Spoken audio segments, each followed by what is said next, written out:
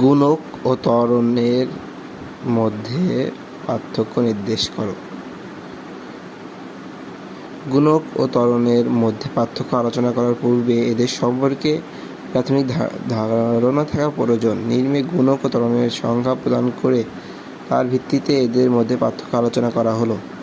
গুণক একটি গাণিতিক সংখ্যাসূচক ধারণা। একটি সংখ্যা অপর একটি সংখ্যার কত গুণ তা তার মাধ্যমে বোঝা যায়।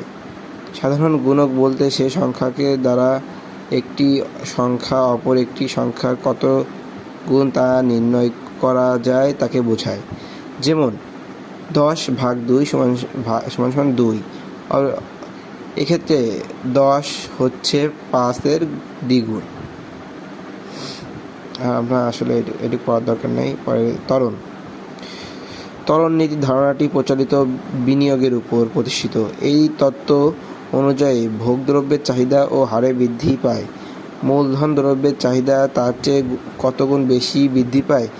ভোগ বৃদ্ধি হেতু বিনিয়োগ যে বৃদ্ধি ঘটে তাকে প্ররোচ্য বিনিয়োগ বলে। ভোগ ব্যয় বৃদ্ধির ফলে প্রচলিত বিনিয়োগ কত গুণ বৃদ্ধি পায় তা ত্বরণ সহগ প্রকাশ করে। অর্থাৎ জাতীয় আয় পরিবর্তনের ফলে অর্থনীতিতে প্রচলিত বিনিয়োগে যে পরিবর্তন হয় তার অনুপাতকে ত্বরণ বা সহগ বলে। উপযুক্ত ধারণার প্রেক্ষিতে নিম্নে গুণক ও ত্বরণের মধ্যে পার্থক্য আলোচনা করা হলো। গুণক তত্ত্বের বিনিয়োগের পরিবর্তনের ফলে জাতীয় আয়ের পরিবর্তনের হার পরিমাপ করা হয়। অপর দিকে ত্বরণ তত্ত্বে আয়ের পরিবর্তনের ফলে প্ররোচিত বিনিয়োগ পরিবর্তনের হার বিবেচনা করা হয়। 2. গুণক তত্ত্বকে সূত্রের সাহায্যে প্রকাশ করলে পাওয়া যায় গুণক কে =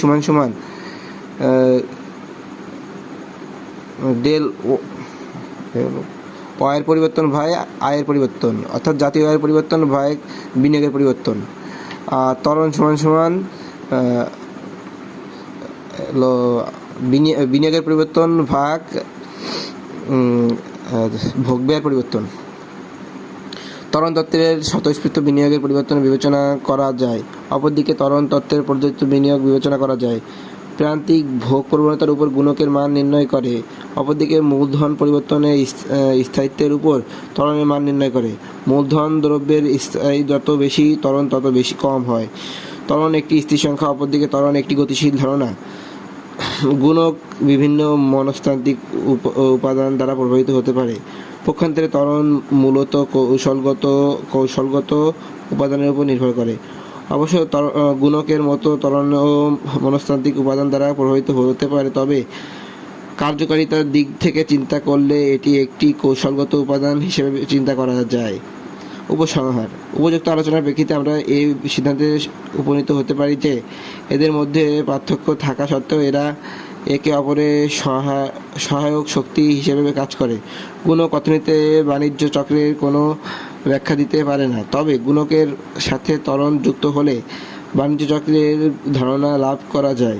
সুতরাং গুণক ও ত্বরণের মধ্যে পার্থক্য পরিলক্ষিত হলেও এরা পরস্পর সম্পর্কযুক্ত।